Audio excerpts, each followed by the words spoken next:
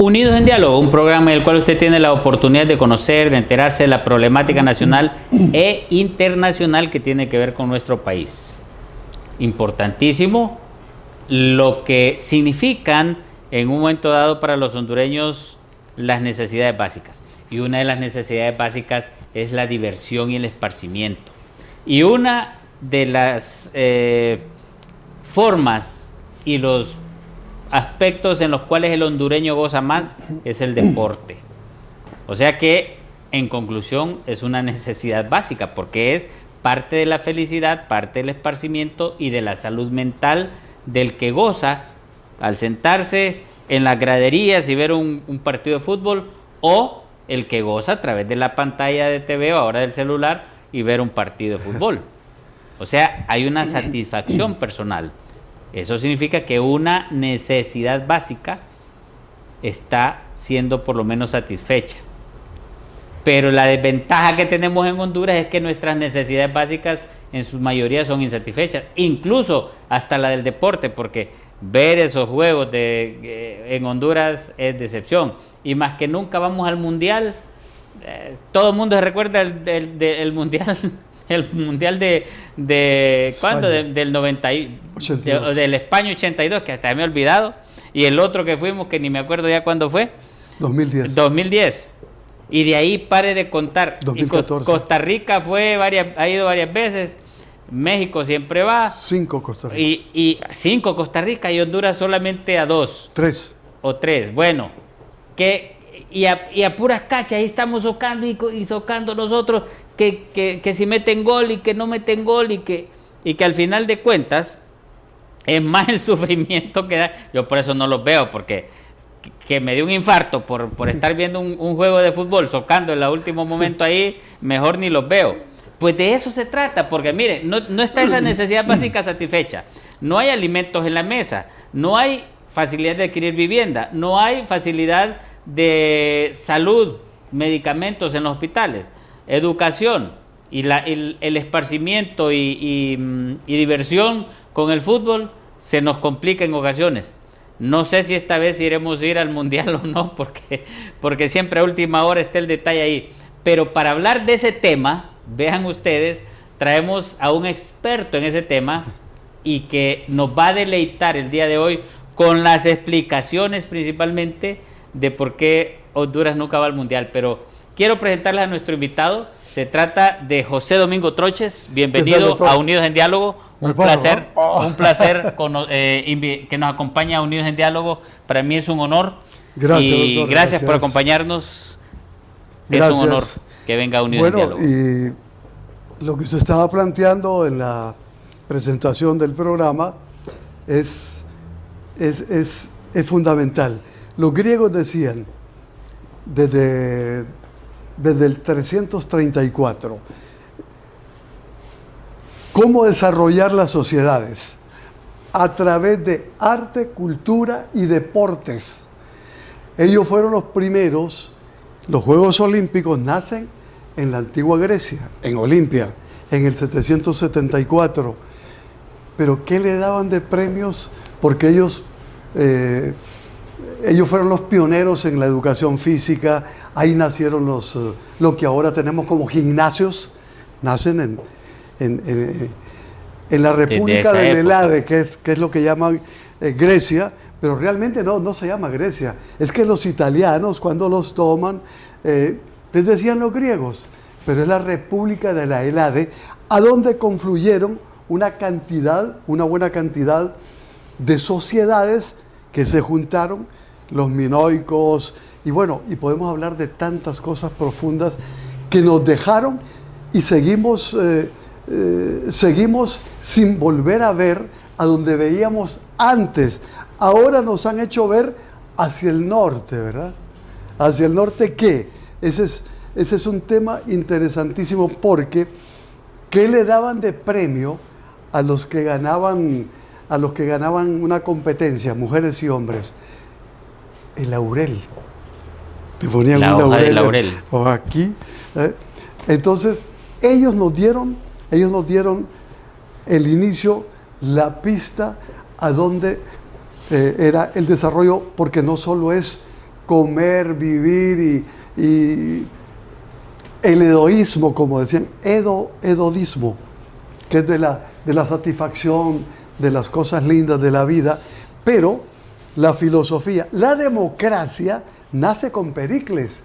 Pericles fue el más grande político que tuvo la historia de la Helade. Ahí nació la democracia, que Sócrates precisamente no creía en la democracia. Pero bueno, no nos perdamos un poco del tema. Pero Entonces, antes de que continuemos con el tema, nos gustaría saber usted dónde nace, qué fue sus inicios de vida. ¿cuáles son mis orígenes?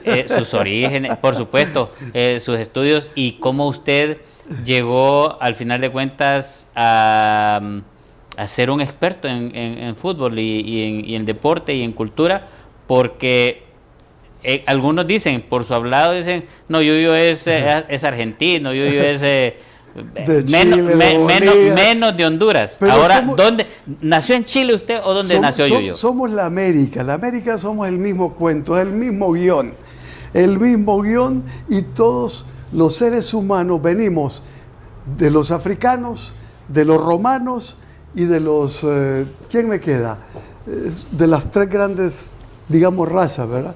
Eso somos un compendio de genéticas.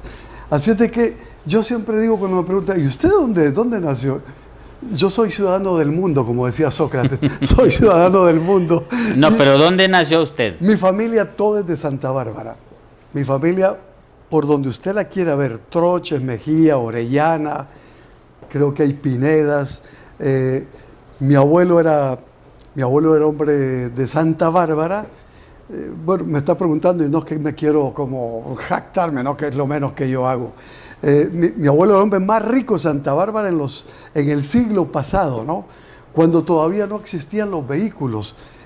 Los vehículos es hasta 1902, a Honduras entran como en 1930 y tanto, con el de Carías. Sí, exactamente. Que fue el primer vehículo que entró, el de Carías. Pero lo trajo uno de los, ¿cómo se llama?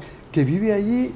Que es uno de los tres carros exclusivos, tres hay en el mundo. Se me está escapando el nombre que yo conozco esa familia, precisamente, que fue el que fue a traer el carro no al norte, sino que entraron por el Pacífico. Por Amapala. Por Amapala. Entonces, él fue a traer ese carro y fue el primero que vino a Tegucigalpa. Y curiosamente, mi padre, que era comerciante también, Amado Troches, mi madre Eva Mejía, de Troches. Pero es que volvemos al mismo tema. Mi abuelo no llevaba el apellido de su papá. Era un árabe. Porque Santa Bárbara es un asentamiento. El único que lo decía era Rodrigo Arévalo, que es mi compañero, que nos iniciamos juntos con Rodrigo Wong. Y el único que siempre dijo es que Santa Bárbara es un asentamiento judeo-español, ¿cierto? ¿Qué es un judeo español? El judeo español, porque la segunda diáspora del pueblo israelita, no judío, israelita, es a la Mesopotamia, que se lo lleva Nabucodonosor, no trabalengua, era la Mesopotamia, una maravilla. Y la segunda es a lo que ahora es España, se llamaba Iberia. Y después Hispania, y ahora se quedó como España, después de que, porque también España fue invadido, conquistado, estuvieron los árabes 850 años, entonces también España es como nosotros, ellos vienen acá y hacen lo que hicieron, pero también allá los invadieron prácticamente, los romanos, estaban los suevos, usted ve que los rubios son los celtas. Entonces hay una confluencia de razas. Lo mismo pasó acá, que ellos lo trajeron, ¿verdad? Los españoles. Entonces mi familia es toda de Santa Bárbara, por los dos lados. Y por abuelos, padres, muchos primos, hermanos. ¿Y cómo cae usted en el deporte? Porque mucha gente que yo conozco dice, no, yo lo escuchaba cuando lo mencionaban que estaba de jugador. Así yo jugué por ahí 14 años, jugué en Troya, jugué en Federal, reforcé a Motagua. Nunca me quisieron vender porque en aquellos tiempos ya sabes cómo era el tema, ¿no? Pero bueno, yo ¿Cómo era el tema? Porque no lo sabemos, o sea, la gente que no está viendo no sabe. Sí, yo jugué en Troya desde el 67 hasta el 72, que llegamos a Primera División, porque el Troya es de los primeros equipos, de la fundación de la Liga Nacional. 1965 se forma la Liga Nacional de Fútbol no aficionado, porque antes eran los campeonatos amateur, que eran la Liga Mayor, aquí por ejemplo en Tegucigalpa. ¿Y usted empezó antes del 65 o después? Aquí en 67, ya en Troya. Troya había descendido, porque la Liga Nacional comienza el 65, la primera Liga Nacional, que el primer campeón es el Platense de Puerto Cortés, dirigido por don Carlos Padilla, que en paz descanse. Entonces el Troya, cuando yo llego, estaba en la Liga Mayor, y tuve la fortuna que a los 2 años volvimos a regresar a Primera División. ¿Cuál era mi posición? Posición en el campo. Voy a decir algo que no lo digo por ego. Yo fui el primero zaguero central, el primer líbero del fútbol hondureño, porque aquí nadie jugaba con líberos. Pero Luis Comitante, uruguayo, fue el que me colocó como líbero y me enseñó las tácticas y técnicas para jugar como último hombre de la defensa. Porque para eso usted tiene que reunir las condiciones. En el fútbol, las posiciones, el futbolista tiene que ser tener universal, esa capacidad digamos. específica. Claro. Entonces, por ejemplo, pero el fútbol ha cambiado no el fútbol en sí, sino los sistemas, ¿verdad? El fútbol 1863 comienza ya con un reglamento que nace en las... ahora es mucho más rápido y mucho más táctico. Sí. Bueno, es que lo que pasa que ahora con toda la tecnología. La tecnología, digamos, ¿verdad? Ahora, por ejemplo, los videos y cámaras, cuando tienen dudas de un errorcito, van los videos y dicen, no hay o sí hay. Sí, qué bueno que estamos revolviendo de todo, pero digamos, Brasil, los brasileños son los que, no que imponen, sino que empiezan a jugar los sistemas que se juegan a partir de hace 50, 60 años, son los brasileños. Eso del carrilero, que usted escucha que dicen el carrilero izquierdo, el carrilero derecho, ese era el puntero izquierdo y el puntero derecho. Eso lo van retrocediendo, porque los entrenadores, cada vez el futbolista va adquiriendo mejor estado físico, velocidad, potencia, pero por ejemplo, usted ve un número 9, siempre el número 9 dijeron, es el punta de lanza, cuando inició el fútbol profesional en el mundo, punta de lanza era el número 9, el hombre grandote, fuerte, potente, delantero, que cabeceaba, delantero. Y los punteros eran los que desbordaban y tiraban los centros para que cabecearan. Y solo se jugaba con 2 volantes. Estoy hablando de los años 50, 60, hasta 70. Con 2 volantes. Ahora se juega con 4 o 5 volantes. Porque han ido jugando como el ajedrez, los entrenadores. Porque también la preparación física se volvió a los atletas, de verdad, verdaderos atletas. Si usted ve en la actualidad, ve los jugadores, el trabajo físico diario es de 2 y hasta 3 sesiones. Diferencia física, con lo del atleta élite. Y con el vídeo, y ahora con el vídeo, ahí estamos analizando al adversario, no de ahora, y esto ya viene ya hace rato. Entonces... Pero es que antes se hacía a posteriori, ahora inmediatamente toman decisiones. Claro. Entonces ve ahora usted como ya hay un VAR que para mi gusto eso le quitó la esencia del fútbol, que es offside, que no es offside, hay un offside automático, todo aquel tema, eso le quitó eso tan particular del fútbol. Hay una mayor reglamentación entonces. Claro, porque ahora las máquinas están detectando el balón mismo, tiene un chip que fue gol o no fue gol, y se lo dice ahí está. Y si traspasó o no traspasó la línea de gol, esa raya del arco, esa es la línea de gol, ¿no? Y está el área 550 y la 1650 y las canchas de 110 metros, de 100, pero el internacional es de 110 metros por 70 o 68. Aquí se dio un fenómeno cuando vino Rueda. Rueda estudió en Alemania, tiene una escuela, la escuela teutona es fenomenal, igual que David Turcios, que creo que aquí lo tuve cuando hice un par de programas aquí con usted. David Turcios, que lamentablemente, y que vamos a ir hablando después, ¿por qué es que en Honduras no tenemos los jugadores que necesitamos?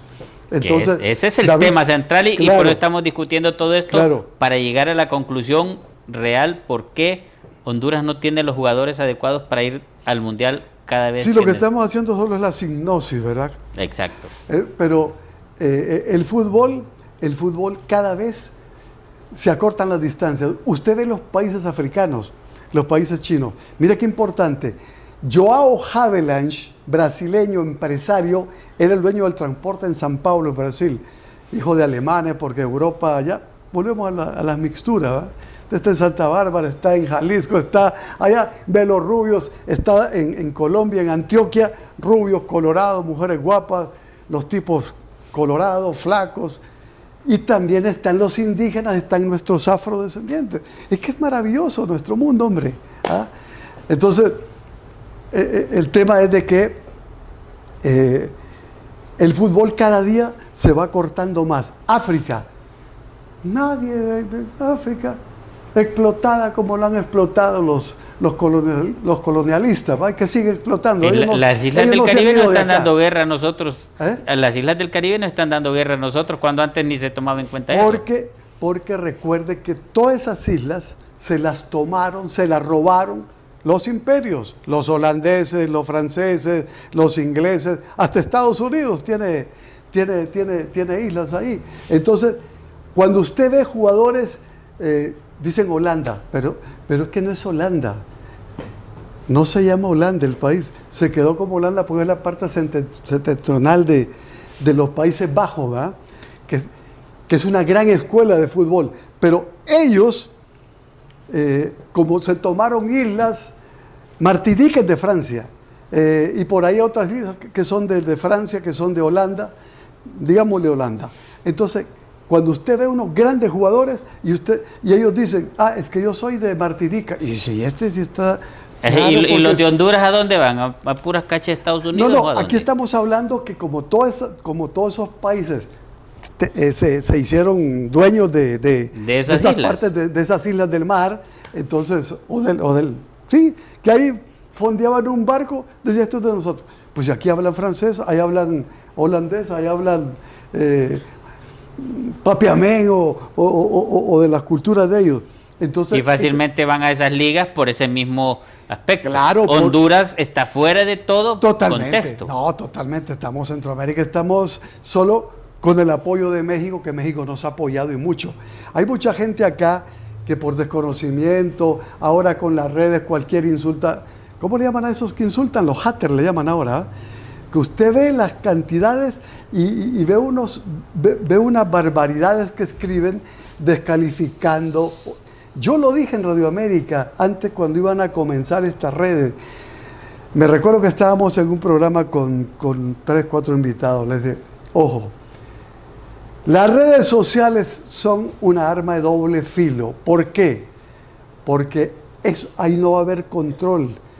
Ahí le van a botar a usted la honra en segundos, y gente que ni sabe de qué se está hablando, pero él sigue ahí y siguen ofendiendo. Esos son los haters, ¿verdad? De odio. Entonces, los influencers. Bueno, no son los influencers, son gente, de todo un montón de gente que escribe y por odio de países, de odio de todo, y lo fomentan. Eso es muy delicado y parece que nadie lo puede controlar, ¿verdad? Parece que nadie lo puede controlar. Entonces es un tema muy delicado. Sí, se han tomado mal la libertad de expresión en algunos aspectos. Porque ya no tenemos la privacidad que teníamos hace 50 años. Que usted en su casa estaba seguro, ahora ni en su casa está seguro. Ahora usted lo pueden a través de esos aparatitos, pueden saber dónde está. Por eso hay que tener ahí que solo usted, ¿cómo le llaman eso? Bloqueado la ubicación. Sí, pero que tiene un nombre que yo lo tengo ahí. ¿A quién le interesa más que a usted a dónde está y quién le interesa? Pero hay mucha gente. Mire El lo GPS. mire lo que le pasó a Perchi, que era el del Ecuador, era el fiscal. Los muchachos que están en el negocio lo estaban buscando porque les estaba tocando los intereses. La esposa, que estaban recién casados, se van a Cartagena y la mujer de repente no lo hizo por maldad ni por nada. Saca una fotografía. Por esa fotografía lo hallaron y lo mataron. Ahí lo fueron a matar encima de la esposa. Triste, doloroso. Ese es el tema. Pero entremos de nuevo al ruedo.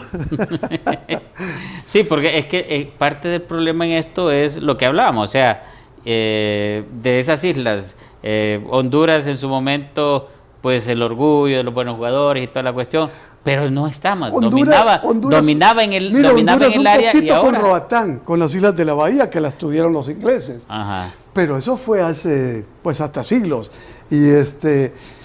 Y curiosamente qué bueno que tocó eso, porque ¿sabe quiénes están salvando acá el fútbol? Nuestros afrodescendientes. ¿Por qué? Porque ellos tienen sus aldeas, ¿verdad? Y tienen su propia cultura, que la respetan, la aman. A mí me encanta, porque somos diversos. Entonces, ¿qué pasa? Ellos tienen sus campeonatos ahí.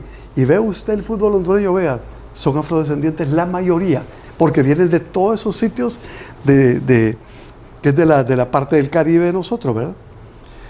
Y son los afrodescendientes los que están salvando el fútbol. Por eso el Vida y Victoria siempre andan en buenas condiciones, porque la mayoría son afrodescendientes. Porque exactamente el Platense, todos los equipos de primera división de ahí, ¿cómo arman el Vida? ¿Cómo armaron sus equipos?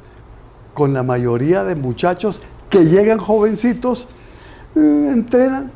Porque como me decía y hablábamos con uruguayos, argentinos, brasileños, preparadores físicos, ¿sabe lo que dicen del afrodescendiente hondureño? Del garífuna. No confundamos al garífuna con el negro africano. Ellos son una combinación de negro africano con indio caribe. Esos son los garífunas, los garinau, que tienen su comida deliciosa, tienen sus bailes, tienen una maravilla. Bueno, ¿de dónde nace la punta? Y la punta no es fiesta, es un rito de ellos, que cuando se muere un anciano, no bailan, pero si se muere un joven, sí, cuando se muere un joven no bailan, cuando se muere un anciano sí bailan porque se va. Esos pensamientos que a mí me encantan, sí. De las creencias, claro. Entonces, pero el Vida, el Victoria, el Platense, el Maratón, el Real España, ve usted, el Real España del 80 tenía un equipazo. Guasco, que ya murió, en paz descanse, era de esos muchachos formadores. Fue el primer tricampeón. Sí, claro. Estaba Chelato y don Carlos Padilla. Chelato y Carlos Padilla. Es del tricampeonato que ganaron. Uno de Tegucigalpa, bueno, los dos con raíces del sur, ¿verdad? Paisanos suyos. Porque don Carlos es de que en paz descanse también, el querido Carlos, de San Antonio al norte. Y Chelato, de acá también, del sur, ¿cómo se llama? De Soledad. ¿De Soledad? Soledad está en el sur. No sé si era Soledad, sí. Entonces, Chelato nació ahí, pero se crió en la primera avenida de los Uclés, porque él era hijo de la empleada de don Pío Uclés, que era el papá de don Armando Uclés, abogado, que ya murió, amigo mío. Yo con los Uclés en la primera avenida nos conocemos de hace tiempo con Chelato. Curiosamente, cuando él muere, yo estaba en Charlotte, donde mi sobrina, y cuando había llegado hoy, digamos, y al siguiente día me llama Gualdina, colega, ¿verdad? Y gran amiga, y me dice, Yuyo, murió Chelato. Y yo ya había leído, sí. Entonces hicimos también en el canal de ella, pues Porque me dicen, no, es que vos sos gran amigo de él y lo conoces. Y es cierto, yo lo tuve en mis programas una cantidad de veces y éramos amigos y nos sentábamos a platicar de la historia, cómo se formó.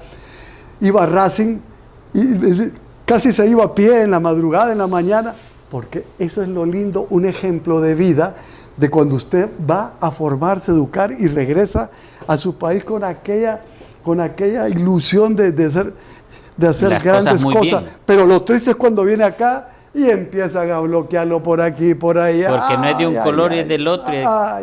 No, terrible. Eso nos ha hecho mucho daño y nos sigue haciendo daño. De hecho. ¿Y dónde es que se encuentra esa pared, ese rompimiento entre los buenos jugadores de antes, entre los buenos entrenadores de antes y ahora como estamos? ¿Qué es lo que se está haciendo mal actualmente para que se haya visto esa diferencia?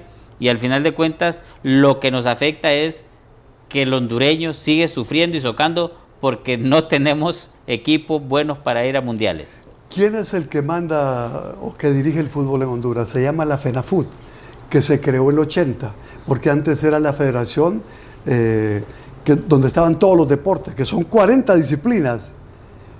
Y mire que voy a hacer un paréntesis, 40 disciplinas.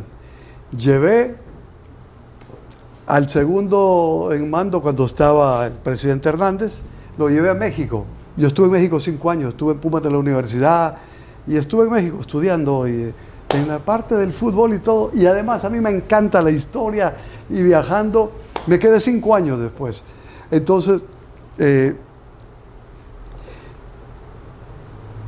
conseguí toda la cita con José Antonio García, que fue el presidente de la Federación de México, presidente del fútbol profesional de México, un empresario millonario. García de México es donde hacen todo el material deportivo, tenían casi todos los equipos de México. Y José Antonio es un gran amigo mío, pues yo me hice amigo de él, porque Bora Milutinovich, que fue el que me invitó a Pumas de la universidad, y que yo me fui al Cedón, porque don Federico Fortín Aguilar, que en paz descanse, que era el presidente del Comité Olímpico, y era uno de los grandes seguidores del Federal. El Federal es uno de los equipos grandes históricos de Honduras. Entonces me dijo, Yuyo, cuando ¿Y por qué dejó de existir? ¿Y por qué dejó de existir el equipo? Tema económico, como le pasa a casi todos los equipos. El Independiente de San Pedro Sula, que era un gran equipo, el Federal, el Troya, equipo, pero el Real España, el Olimpia, el Motagua, ha estado siempre bien protegido y qué bueno, yo lo admiro eso por empresarios. Bueno, el Motagua es de los Atala, digamos, aunque ellos no dicen eso, que es de nosotros, no, pero ellos, desde don Pedro Atala, su papá, que yo fui el último que le hice una entrevista, porque era amigo también mío, y de toda la familia, y don Pedro Atala es el hombre que le dio forma a la Federación precisamente de Fútbol, y después Cocoya Budog. Cocoya Budog modernizó dos hombres de origen árabe, ¿verdad? Que hablando de los árabes, qué terrible cuando me decía la doctora Okelí, que aquí está el dato que llegaron los árabes, la diáspora de los países árabes en 1925. Por favor, llegaron en 1898. Y hay un dato importantísimo, llegan a Chile y a Honduras, los dos países donde llegan los árabes. Y hoy son los dueños del poder económico y político de América. ¿Por qué escogieron esos dos países? ¿Por qué escogieron esos dos países? Ah, qué interesante.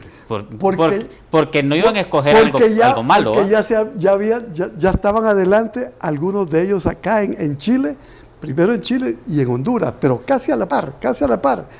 Ahora mismo siguen llegando a La Calera, en Chile, árabes. Por ejemplo, acá, Honduras. Y ve usted cuántos árabes y judíos, que somos la misma raza, vea cuántos han llegado a ser presidentes. Ricardo Maduro, Carlos Flores, ¿se me queda algún otro de descendencia árabe? Pues bueno, como decía usted, como los españoles también estaba... Sí, claro, porque la diáspora también que llega Porque la cara de Ascona era más de árabe que de español en sí. No, era vasco.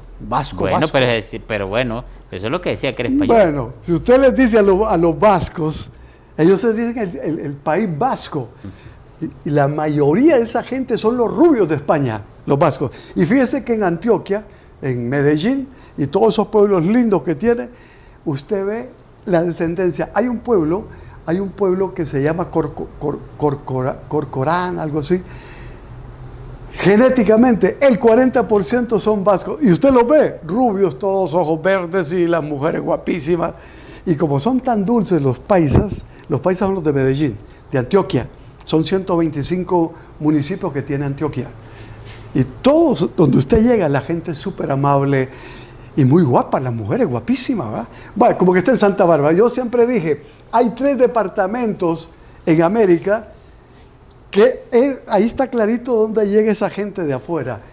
Santa Bárbara en Honduras, rubios, ojos verdes y todo aquel tema. Usted veía a mi mamá, ojos celestes, rosadita, parece que les pegan acá. Mi papá era lo contrario, mi papá era tipo así como usted, tipo árabe, barbado, peludo y todo aquel tema. Y es que es tan interesante eso, esas diásporas que llegaron, ¿no? Pero esas diásporas hicieron crecer y desarrollar a los países donde llegaron. Y sabe usted que la economía siempre fue mejor donde estaban ellos.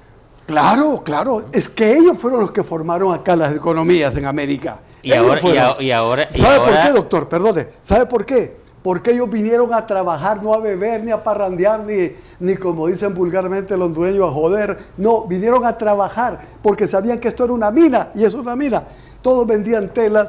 Mi amigo Chaín, que vive en Nueva Orleans, estábamos platicando el otro día que estábamos en Nueva Orleans porque siempre me invitan los hondureños y yo voy a los campeonatos de ellos.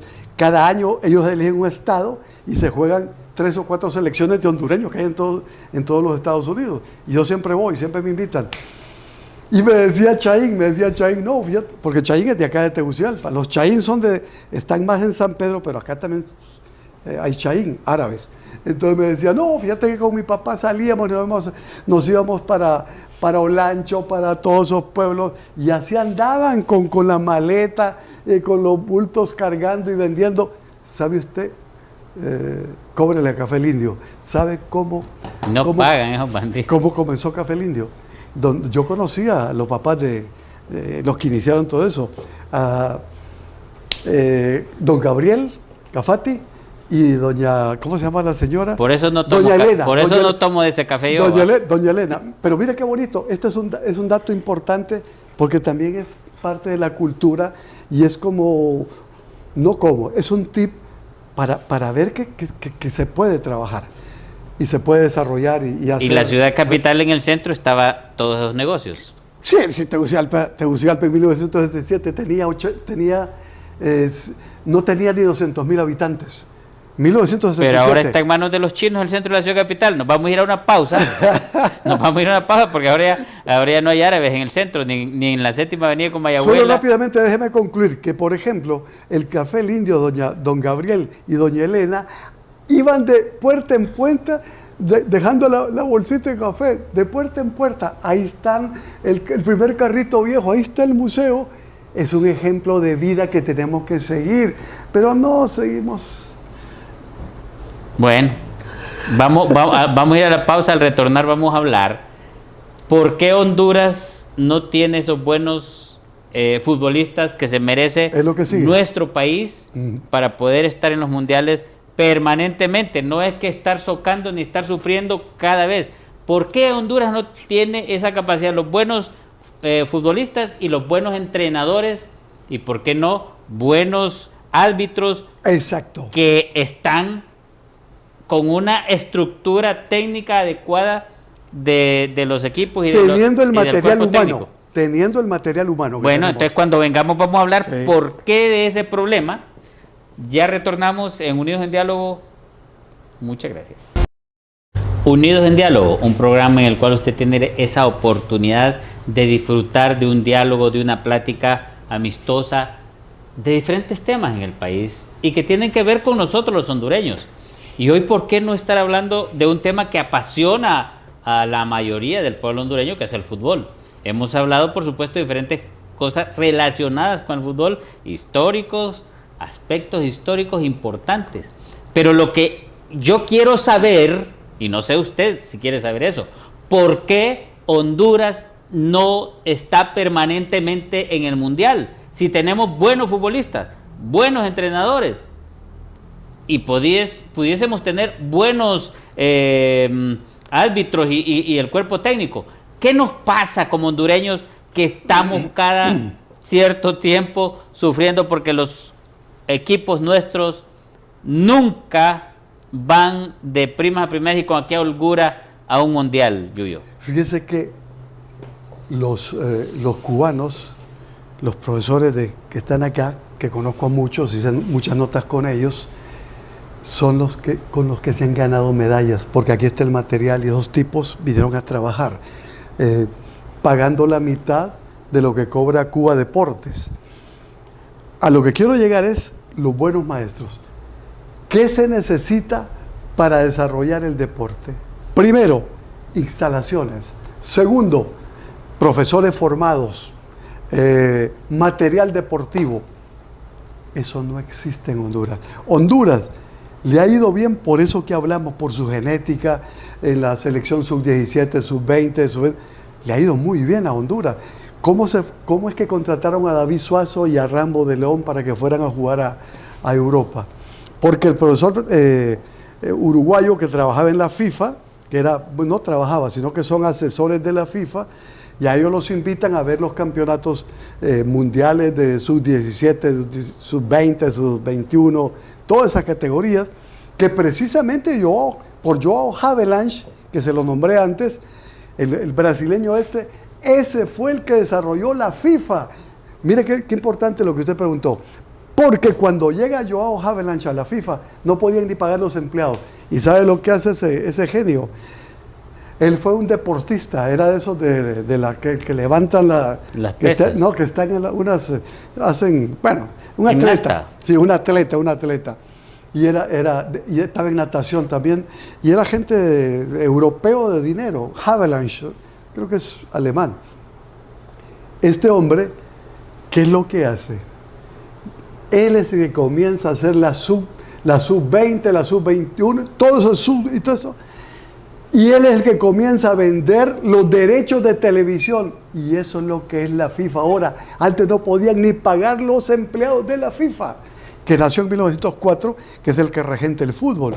Entonces, a Joao Havelange también se le debe que desarrolló el fútbol de Asia y de África. Lo que ustedes hablábamos de los hermanos negros de África.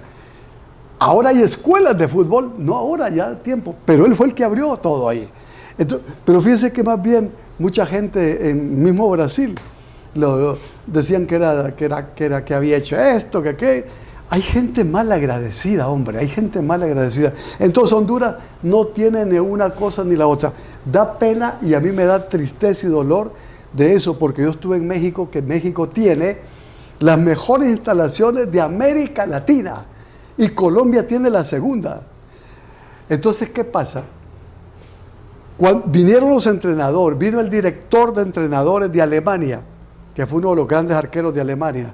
En la pedagógica, yo fui a cubrir ahí, y el alemán que estaba acá, que hablaba buen español, nos hizo todo el presentación del contexto del deporte. Sí. ¿Y sabe lo que nos decía el alemán? Ellos tienen lo que se llama el mapa deportivo en Alemania. El mapa deportivo de los alemanes, se imagina, a alto nivel, ¿verdad? Tienen...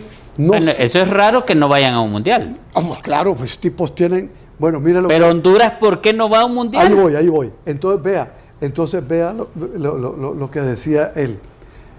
La Copa del Mundo, que fueron segundos, solo ponía un ejemplo. Todo el dinero que le tocó a la selección alemana, todo eso va invertido al mapa que ya tienen, que son hasta miles de canchas con profesores de esto, el mate.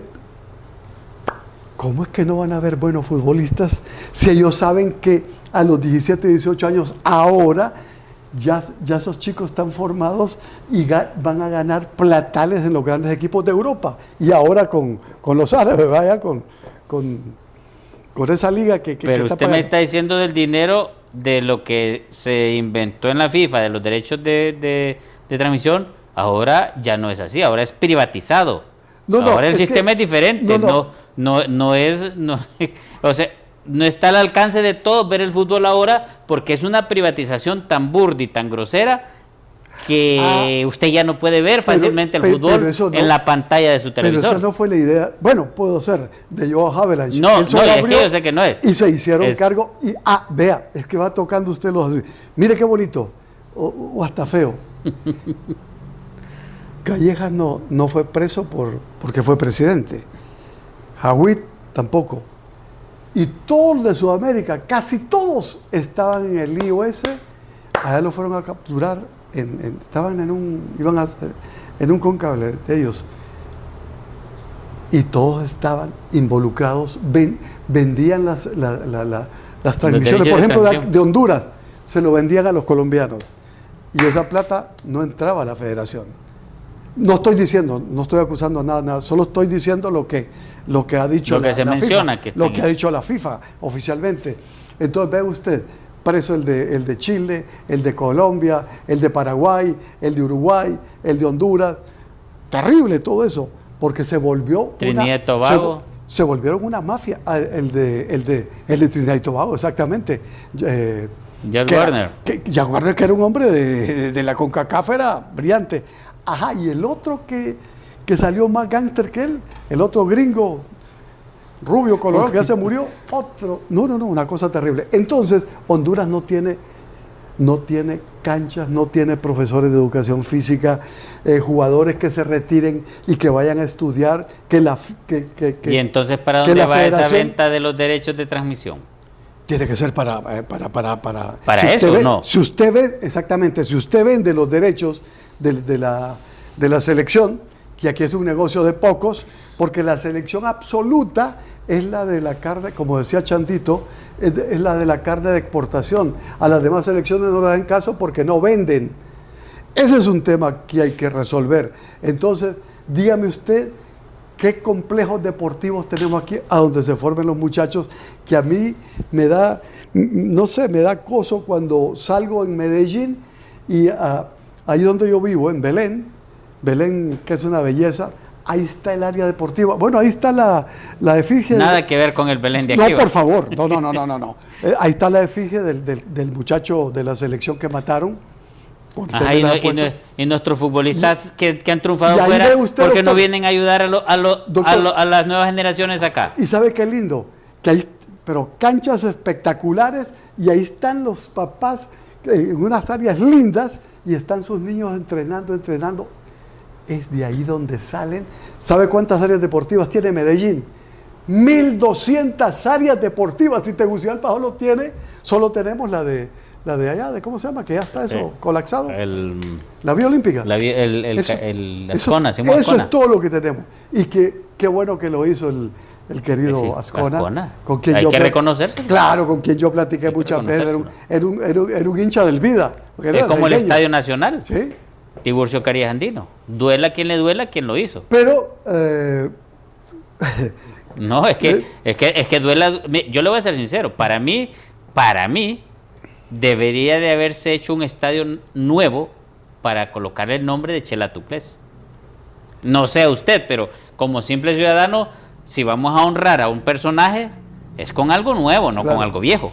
Exactamente, me parece. O sea, ¿me entiende? O sea, si me van a reconocer algo a mí. Además, ya la gente conoce el Estadio Nacional de Tegucigalpa. El Estadio Nacional Tiburcio Carías Andino, y ahí va a quedar siempre.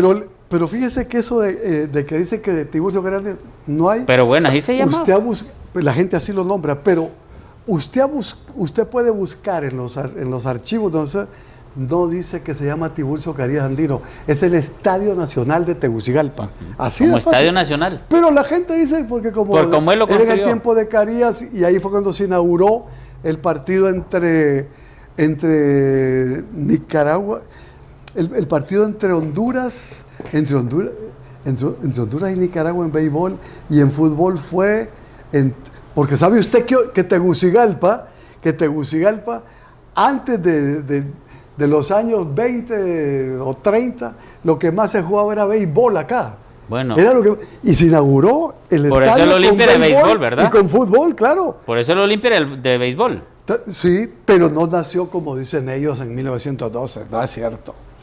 El mismo equipo grande nace en 1925, no nace Y como... por eso dice, estaba, al par del Estadio Nacional, está el de, ¿cómo se llama? Vaya, el de béisbol, el Reina... el pelota Lempira Reina, que es el que está al par del Estadio Nacional. Que Lempira Reina El Virichiche. fueron dos jugadores, eran dos jugadores de béisbol que se ahogaron, creo que fue en Amapala, en una lancha, ahí se ahogaron. Pero se fue decayendo el béisbol, ¿no? Claro, porque quienes lo levantaron fueron los nicaragüenses cuando vinieron, que incluso vivían donde yo vivía. Pedro Torres, Clemente Trujillo, tremendos, grandes jugadores de béisbol. Bueno, eran hasta de la selección de Nicaragua. Mauricio Dubón es un hondureño que está en Estados Unidos jugando béis. Ah, sí, el de San Pedro Sula. Claro. Bueno, campeón ha sido, pero bueno, es que lo que estamos hablando, yo, es un tema de pasión para la población.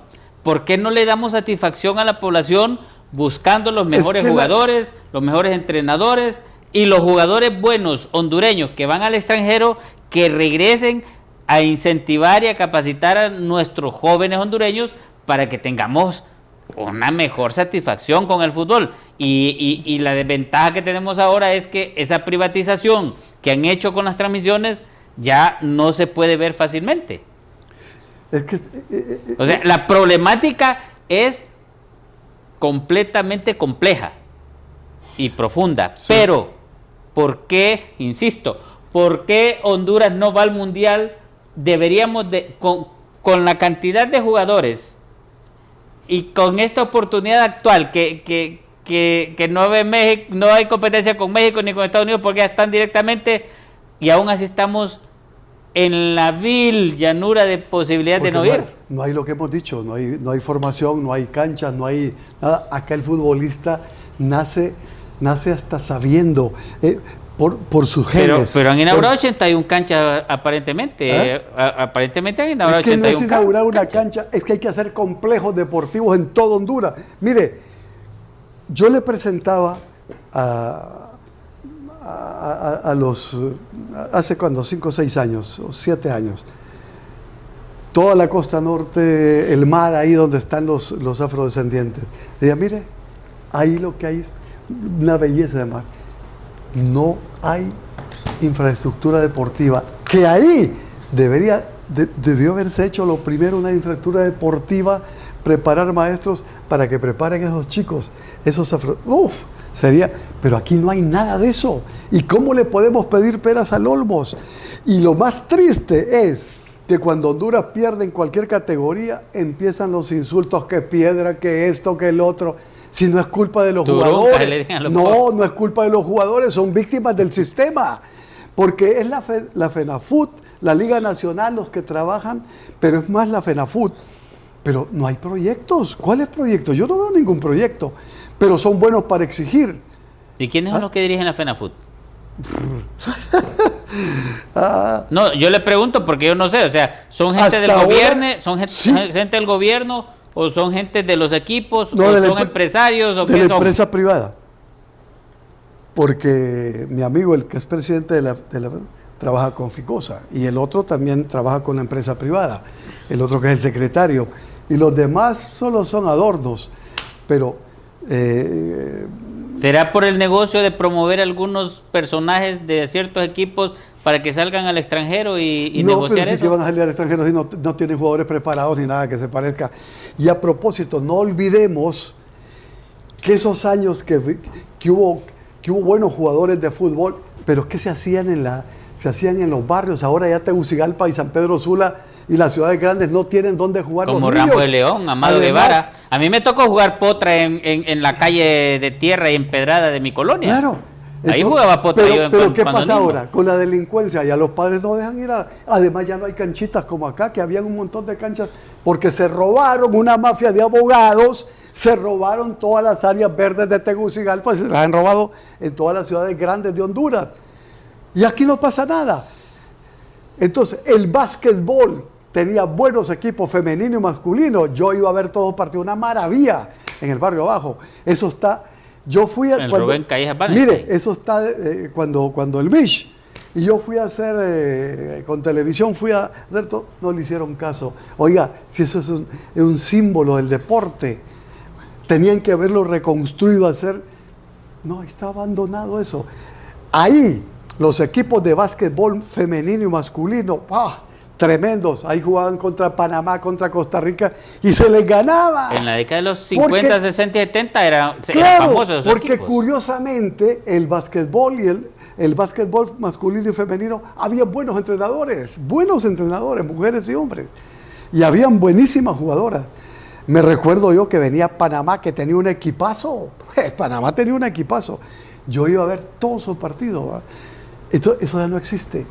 No existe. Dígame canchas en Tegucigalpa. ¿Dónde? No hay canchas en Tegucigalpa. Actualmente está lo de Luduca. No dejemos el béisbol también. El béisbol tenía... Aquí me recuerdo que vino, incluso los narradores de radio eran fenomenales. Checha Quesada, el doctor Agüero Neda, Marco Tulio Lezama, etcétera, etcétera. ¿Verdad? Que ¿Por qué se ha ido perdiendo ese por ese apoyo tema, al porque deporte? no hay inversión, porque no hay dinero y no lo da el gobierno. ¿Ah? Entonces, no, pero si dinero hay, si hay un ministerio del claro, deporte. pero Mira, ¿qué? hay ministerio del deporte. Sí, está sí. Condepa, está, ¿cómo se llama donde está el hermano Rixi Moncada? Condepor. Son millonadas. ¿Cuánto se invirtió en el Estadio Nacional por el cambio de grama? ¿Cuántos millones? Y por los demás estadios, o sea, millones hay. Mejor ni hablemos de eso, doctor. Porque... No, es que usted me dice no hay dinero, y si dinero sí hay, pero que no lo enfocan a donde debe ir. No, es que ni eso, sino que puede estar ahí, pero no lo mueven. Porque la partida para el deporte, aquí debe existir lo que yo siempre le dije a los políticos, el Instituto del Deporte, a donde están agrupadas las 40 disciplinas. Y no le terminé de contar lo de las 40 disciplinas. Yo iba a conseguir con José Antonio García que le dieran a Honduras el material deportivo para las 40 disciplinas, y eso no le hicieron caso. Y yo llevé al ministro, que ahora está en Nicaragua. Lo llevé allá y lo junté y fuimos y nos juntamos en Ciudad de México, y José Antonio García, que es un empresario de los poderosos, amigo mío, después conseguí con la FENAFUT, un partido antes de que jugara Honduras el pasado mundial contra México, en México, conseguí que se reuniera Salomón con José Antonio, pasó nada. Pero ¿cómo es la situación? Porque iba a ser patrocinador México, y no, ¿sabe lo que me dijo José Antonio? No había movida. Tienen vendido todo. No había movida. No, tienen vendido todo. ¿Y por qué si se invierte en el deporte como el fútbol específicamente muchas cantidades de plata, y en los demás deportes de los 40 que usted menciona, de las 40 disciplinas, no se invierte mucho y tenemos más medallas en boxeo? Por los cubanos, lo que le decía antes. Claro, tipos... Mire, el profesor... Pero judocas, tenemos judoka, claro, los de judo. ¿Cuánto hace que vinieron los cubanos que la federación sí los consiguió? No la federación que está... o sea, fútbol. que no vinieron cubanos al fútbol. No, eran las disciplinas de los judocas, de todas esas disciplinas que Honduras ha ganado bastantes medallas. En los Olímpicos, Juegos Olímpicos. Claro. El Uduca, que está jugando con las universidades en este momento, Honduras lleva una buena medallas con esa medallas. gente que con el mismo fútbol. Sí, señor, así de Pero fácil. no se apoya eso si se apoya el fútbol, y no tenemos la satisfacción de ver un equipo de fútbol todos los mundiales como debería de ser. Fíjese que Callejas, que era del Olimpia y que era de los fundadores, el papá y el tío y todo del Olimpia, y que se suponía que era un deportista, allá hicieron una cancha en Cihuatepeque y no sé qué, y fue presidente. Y yo no vi nada que se recuerde que Callejas dejó. Yo no recuerdo nada. Solo los... Que era amigo, ¿verdad? Que nos juntábamos. Solo los casos. Era un típico hombre de conversación. Es que Callejas tenía un carisma que no... Ningún político he visto yo con el carisma que tenía. Tipo educado, ¿no? Pero, tipo de educación. pero le hizo falta mucho para darle al país. Claro. Lamentablemente no le dio lo que le debe haber dado. Yuyo, ya estamos llegando al final. Sus recomendaciones finales para los que manejan el fútbol y para que podamos estar los hondureños satisfechos de que cada 4 años vamos al Mundial sin sufrir tanto. Pero la inmediatez no es, eso es tiempo. ¿Por dónde empezar entonces? Hay que empezar por hacer el estudio de canchas, si es en el fútbol, porque también hay que ver el béisbol, el básquetbol. No, pero vámonos con el fútbol, que es el deporte rey de los hondureños y que mueve pasiones y que todo el mundo sufre. Los del básquetbol y los del... No, a mí me gusta bastante el básquetbol. No, maravilloso, maravilloso. Yo tengo tantos recuerdos lindos de esos pero el problema el problema es que no se invierte en esos otros deportes, se invierte demasiado en entre comillas en fútbol. Chandito, y entonces, ¿cuál es la solución a ese problema para que los hondureños estemos cada 4 años en el Mundial? ¿Qué les recomienda usted para finalizar? Pero no, 4 años que van a venir, no. Es que cada 4 años tenemos que estar en el Mundial, pero para estar cada 4 años en el Mundial, entonces, ¿qué es lo que se debe hacer? ¿Por dónde empezamos? Usted mencionó la construcción de complejos deportivos, ¿qué otras cosas más? Y mandar a preparar. Si es que las federaciones tienen acuerdos con Europa, con México, que nos ha ayudado muchísimo de ir a que se formen los entrenadores, pero también aquí hay que elegir, pero aquí es de puros amigos, ese es el problema, que es amigo de este, hijo de este, que el futbolista hay que ponerlo porque... ¿No será por el familión? Es posible, eso todo es posible, pero entonces... Bueno, argollas, familiones de argollas familiares. Yo la verdad creí que cuando Callejas, yo estaba seguro, dije, Callejas, con Callejas vamos a... Se lo durmió, pero nada. Y ahora con esto, si esto no le gusta el deporte, esto ni nada. Entonces, ¿qué pasa?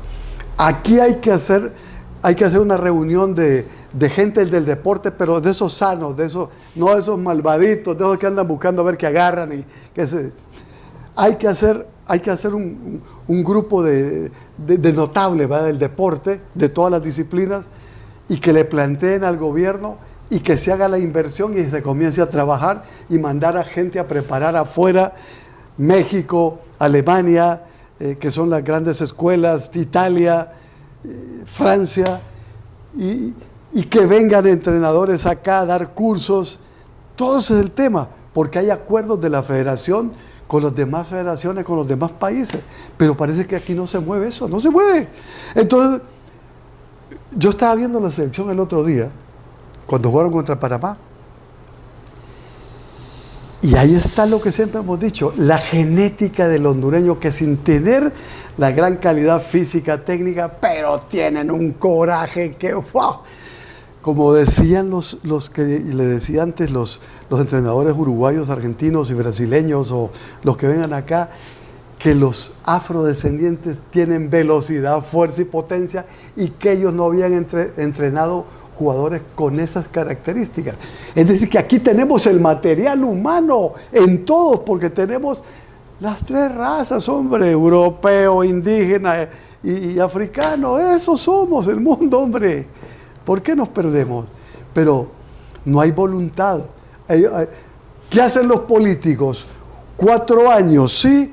¿Y a qué van? A hacer política para seguir, y a ellos no les interesan los problemas que tenga el de a pie de Honduras. Que se mueran los feos, ¿verdad? Es terrible, es triste decirlo, pero esa es la realidad que vivimos acá. Y más bien, esos que insultan y ofenden a los muchachos de cualquier categoría del fútbol,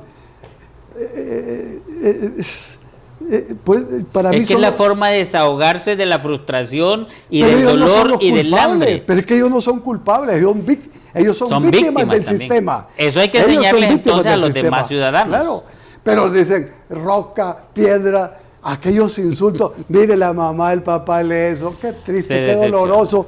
Hacemos una tragedia. Si hay que hacer una fiesta de la vida y de todo, hombre. ¿Verdad? Excelente, Yuyo. Ahora yo le quiero contar lo que para nosotros significa Unidos en Diálogo. Porque aquí creemos firmemente que el diálogo sincero y la participación ciudadana son las herramientas clave para poder construir un futuro más justo y próspero para todos y cada uno de nosotros los hondureños. Hasta el siguiente programa, Unidos en Diálogo.